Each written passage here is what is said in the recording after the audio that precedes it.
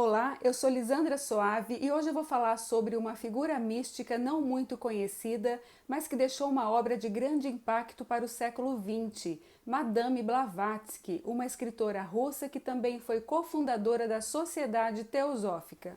Eu gostaria muito de poder trazer algum filme aqui para ilustrar essa trajetória dela, porém eu não encontrei, então eu estou trazendo um documentário. Um documentário de 1991 chamado Who Are You, Madame Blavatsky? Quem é você, Madame Blavatsky? Um documentário de 50 minutos que está disponível no YouTube com legenda. Helena Petrovna von Hahn, esse era o nome de batismo dela, nasceu em 1831 numa cidade que na época fazia parte do Império Russo, mas hoje fica na atual Ucrânia. Ela nasceu prematura numa noite de muita tempestade e também estava acontecendo ali, naquela época, uma epidemia de cólera. A sua mãe era uma escritora russa de descendência nobre e o seu pai era um soldado de descendência germânica. Então ela fazia parte de uma família ali da aristocracia. Desde criança, ela apresentou alguns poderes psíquicos meio que paranormais e também ela dizia ouvir uma voz interior que a chamava para a busca de um conhecimento transcendental, um conhecimento oculto. Desde jovem também ela apresentou uma personalidade muito forte, muito geniosa e queria obter logo a sua liberdade, a sua emancipação. Por isso ela se casou muito jovem, aos 17 anos, com um vice-governador ali da província, tá? E que tinha então o sobrenome Blavatsky, e de quem ela manteve, né, o sobrenome. Então ele era um homem mais velho, na casa dos 40 anos, né, em comparação com a idade dela, e ele também era interessado por magia e ocultismo. Mas esse casamento não foi adiante, eu não sei se ela se arrependeu ou se era ali um acordo entre eles, tá? Mas o fato é que ela deixa esse marido e sai então viajando pelo mundo, vai a Constantinopla e depois vai para vários lugares, vai para o Cairo. Inclusive na Itália ela chegou até a lutar ao lado de Garibaldi, tá, naquela guerra de unificação da Itália, foi ferida lá inclusive. Ela vai em busca daquilo que ela chama do conhecimento da verdade, tá? Ela acredita que a verdade sobre o universo, sobre o mundo, esteja guardado em algum lugar do planeta e ela vai então em busca desse conhecimento. Ela vai então para Londres junto com seu pai, eles vão para um evento ali internacional, uma espécie de encontro de nações, tá? E na delegação indiana, ela reconhece um homem que ela diz ter conhecido ele por telepatia durante a sua infância, tá? Uma espécie ali de guia espiritual. Ela entra em contato com esse homem e ele a orienta então a ir até o Tibete, pois lá então ela iria encontrar esse conhecimento que ela está buscando. Como eu disse, ela visitou várias culturas ao redor do mundo, foi para o México, para a América do Sul, para o Canadá, para o Egito, para o Oriente Médio, foi para vários lugares, mas o que interessa mesmo, o grande conhecimento que ela obteve foi então no Tibete, quando depois de algumas tentativas, né, de conseguir entrar no Tibete, porque século XIX era uma mulher sozinha, viajando sozinha, não era uma coisa muito comum. Depois de várias tentativas, então, ela consegue ter acesso ali a um grupo muito fechado de sábios, né, ali do Tibete, e ela passa então um tempo ali estudando, se preparando, desenvolvendo seus poderes, né, e ela então tem acesso a esse conhecimento que depois ela trouxe para o Ocidente através dos livros, né, que ela escreveu. Não foi tudo que ela pôde revelar e nem tudo também ela teve acesso, mas aquilo que foi permitido que ela revelasse para a humanidade, ela o fez através dos seus livros. Lá então ela tem o conhecimento da grande fraternidade branca ou os eleitos ocultos, com quem ela dizia ter uma comunicação telepática. E esses sábios também passam para ela o conhecimento das 7 raças raízes, tá? Que seriam então a raça astral, a primeira delas, né, há mais de 300 milhões de anos, da época da criação ainda, que seria uma raça de espírito puro e a forma mais elevada de existência. A segunda raça seria a raça hiperbórea, que teria desaparecido no Mar do Norte. A terceira raça, então, era a dos lemurianos, que também desapareceu por ter se miscigenado com animais. A quarta raça, uma raça bem conhecida, que era da Atlântida, que ela dizia ter poderes paranormais, construiu grandes cidades e tinha uma fonte de energia de origem desconhecida. E a quinta raça, que era então a raça ariana, que teria fundado a Grécia Antiga. A sexta e a sétima raça seriam raças do futuro que ainda não chegaram, tá? Então esse era o tipo de conhecimento também que ela teve acesso, e ela também foi iniciada nos 7 símbolos esotéricos, dos quais o mais poderoso era o símbolo da suástica, que era o símbolo do fogo, do sol e da criação. Bom, então, com base nesse conhecimento que ela adquiriu, quando ela estava nos Estados Unidos, ela se uniu a uma pessoa ali de interesses comuns, que era o coronel Henry Steele Olcott, e junto com ele, então, ela funda a Sociedade Teosófica. Ela tem uma vida ali com ele muito atribulada, tá? Foram, assim, muitas andanças, muitas vitórias e também muitas derrotas. Foi realmente uma coisa, assim, bem instável a vida dela. Eles se mudaram para vários lugares, junto com ele ela teve diversos empreendimentos, coisas que deram certo, outras não. Mas enfim, mas o mais importante foram os livros que ela deixou, né? Que foi Isis Sem Véu, acho que o primeiro.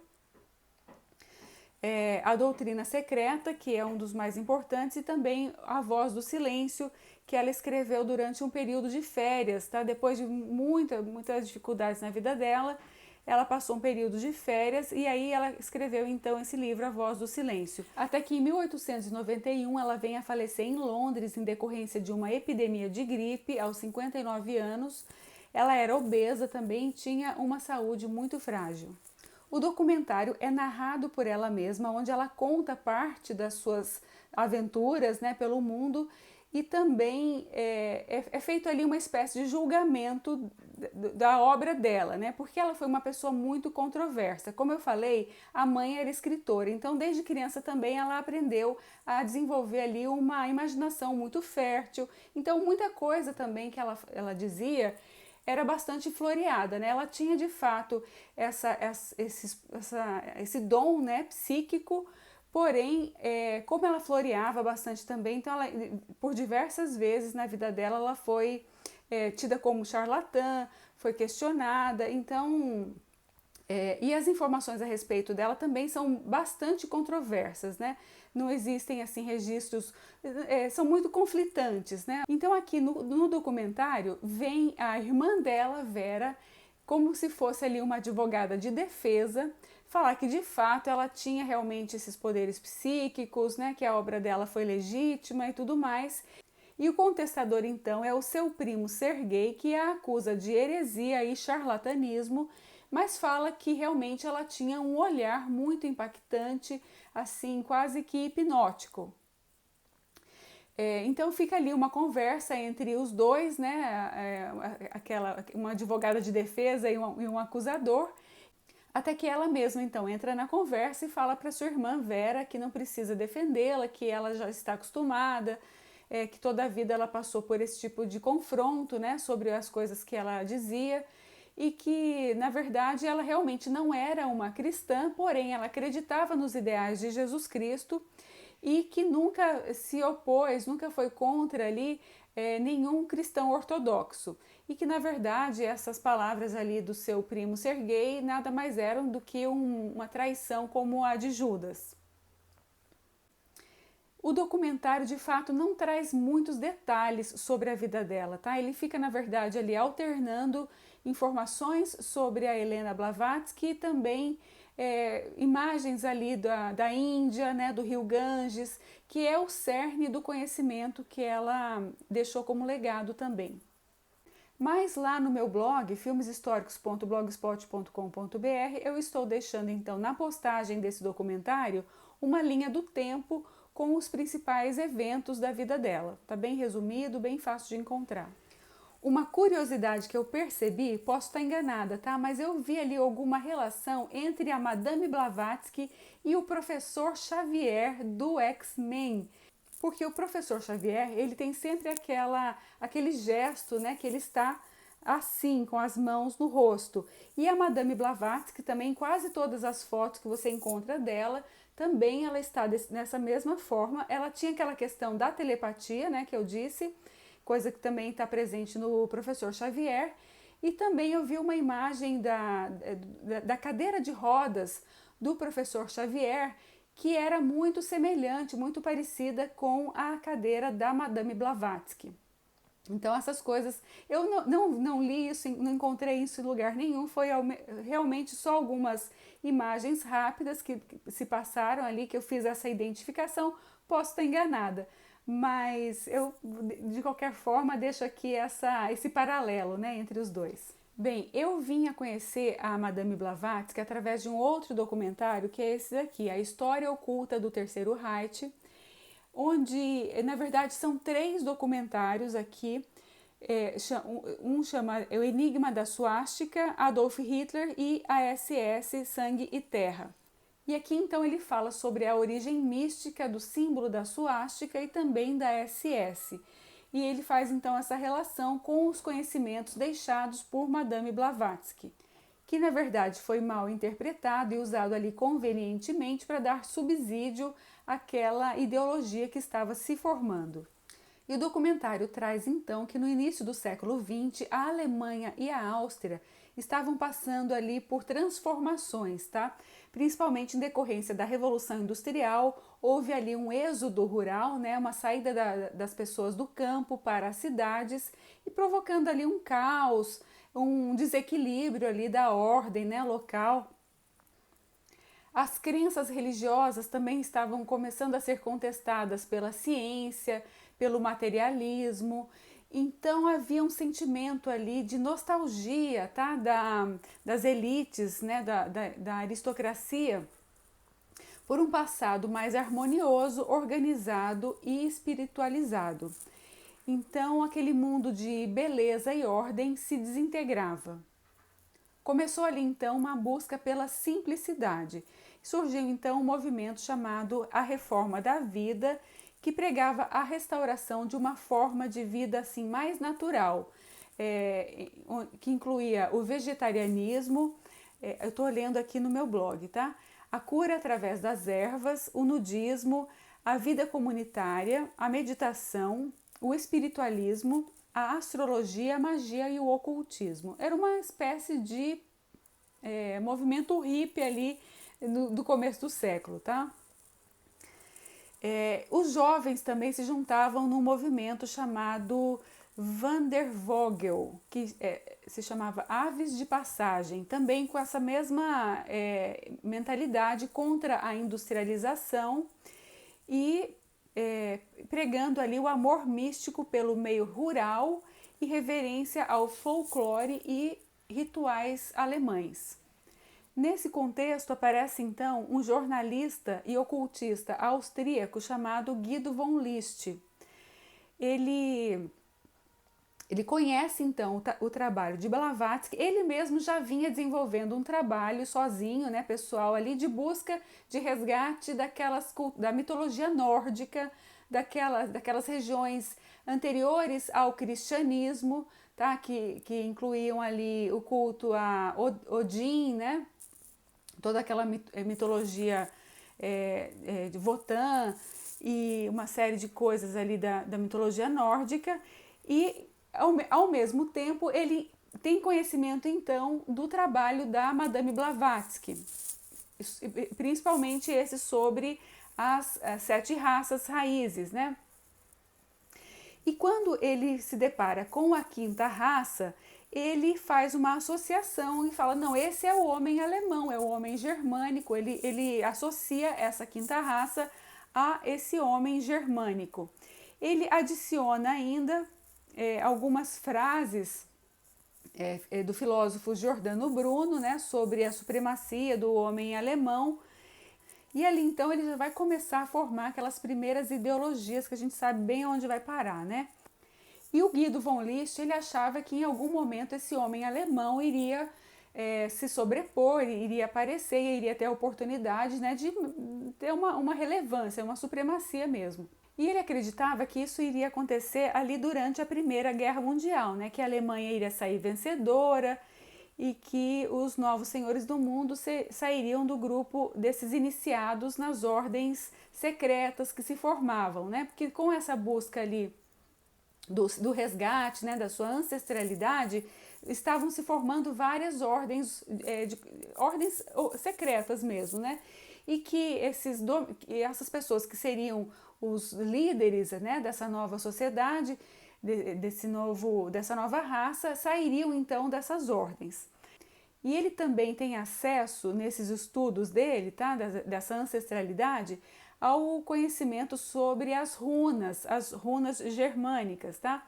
E ali nas runas, então, algumas delas seriam o Ferru, que era a runa da riqueza, da errância e da destruição, a Urus, runa da regeneração e do sacrifício, Nautes, runa da compulsão e do destino, a Sóvelo, runa do sol e da vitória. Essa Sóvelo, não sei se é assim exatamente que pronuncia, tá? Era o símbolo daquela juventude hitlerista, e o duplo sólevo era o símbolo então da SS. A Otila, que era a runa da herança do solo germânico, que era o símbolo do Ministério da Agricultura, e o Manás, que era a runa do homem e da morte, e até substituiu as cruzes nos cemitérios da SS. Tá? Mas na verdade não foi o que aconteceu, né? A Alemanha acabou perdendo a Primeira Guerra e a moral do povo alemão também fica em ruínas, assim como todo o país. O Kaiser vem a abdicar também e a Alemanha vira então uma república democrática. Mesmo assim, essa aristocracia ainda acredita na supremacia da raça alemã e vai adicionando ali mais argumentos com base no darwinismo, que traz ali conceitos sobre a seleção natural, né, a origem das espécies. Então, tudo isso foi pavimentando as vias para a chegada da eugenia, né, ou a higiene de raças. Depois da morte do Guido von List, um outro ocultista, também austríaco, o Georg Lanz, ele dá continuidade ao seu trabalho e une então esses conhecimentos místicos com a ideologia da eugenia. E ele funda um jornal chamado Ostara, tá? uma publicação, um periódico lá, no qual ele difundia essas ideologias. Quem era um colecionador dessas publicações? O jovem Adolf Hitler, que na época era um soldado, mas era um grande orador, e à noite então ele fazia a divulgação daquelas ideias nos pubs locais. Bom, dali em diante eu nem preciso falar o que aconteceu, né? Porque dessa época até a fundação da SS, que era a guarda especial lá, Schutzstaffel, foi um pulo. Outro membro importante do nazismo ali, que era o Heinrich Himmler, que no passado tinha sido um criador de aves junto com a sua esposa, ele fazia parte ali de uma liga agrícola chamada Liga Artamana, cujo juramento era feito sobre sangue e terra, e prática que depois passou para a SS. Ele também era um colecionador desse jornal Ostara. E ele acreditava, ele também tinha essa questão mística, né? Ele acreditava ser uma encarnação do rei Henri I e visitava seu túmulo, inclusive, todos os anos, tá? Essas crenças, então, inflavam ainda mais aqueles sonhos megalomaníacos de dominação alemã. Logicamente que vários outros fatores foram responsáveis ali pela criação do nazismo e por todos os acontecimentos que vieram, né, em decorrência, todas aquelas tragédias que aconteceram, que a gente sabe. Mas eu trouxe aqui alguns conhecimentos místicos, esotéricos, que de acordo com esses documentários, deram então fundamento para a criação, principalmente dessa parte de símbolos, tá? Como eu disse, as runas, aqueles símbolos esotéricos, todos eles estiveram ali muito presentes. Eles usavam inclusive esses símbolos assim em amuletos, em escudos, no uniforme, tá? Então aquilo era uma coisa assim muito séria para eles. Bom, gente, então esse foi o tema de hoje, um assunto muito delicado que eu tentei tratar com todo cuidado, mas que eu espero ter agregado algum tipo de conhecimento. Quem tiver mais interesse, esses documentários estão disponíveis no YouTube. Bom, por hoje é só, eu vou ficando por aqui, espero que tenham gostado. Se gostaram, deixa o like e até o próximo vídeo.